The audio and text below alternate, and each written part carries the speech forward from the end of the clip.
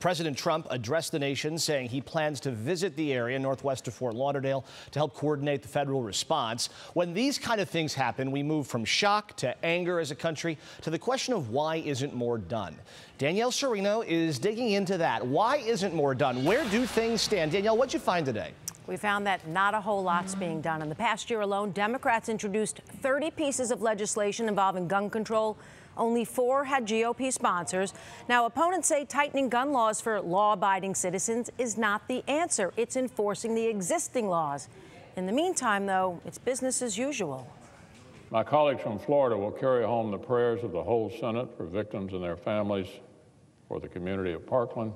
Condolences after Wednesday's school shooting, which killed 17, after the Colorado theater shooting, which left 12 dead. Our hearts and souls go out to the victims and those who were killed and those who were injured and their families.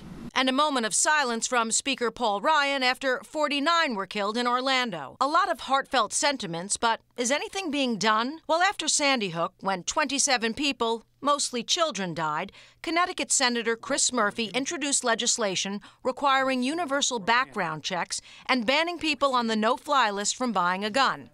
It was defeated. I'm mortified by today's vote, but I'm not surprised by it.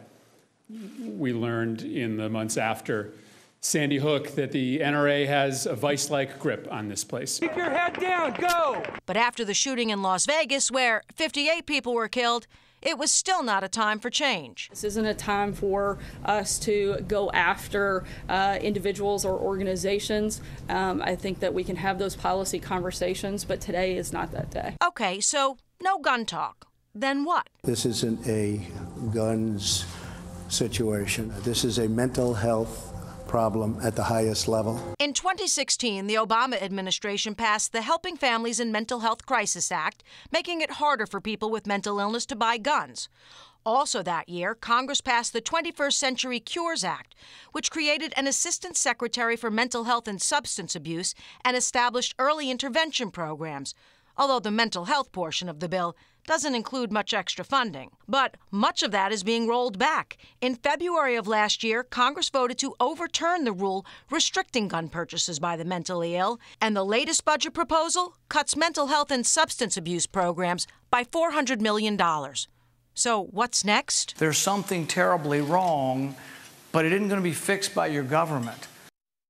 Well, in the 6 o'clock news, we're going to take a look at the pieces of legislation involving the mentally ill that I just talked about and how our representatives voted on them. And this is so controversial because when you look at the suspects, how many were really diagnosed with a mental illness? And that's what people in the mental health community say. The majority of them did not have previous diagnoses. And for the gun advocates, they got their guns legally. So we kind of have an issue here, what to do. You can't blame one group or the other. And it's amazing how quickly this moves off the national conversation stage almost every single time. And then we wait for the next one. Thanks, Danielle.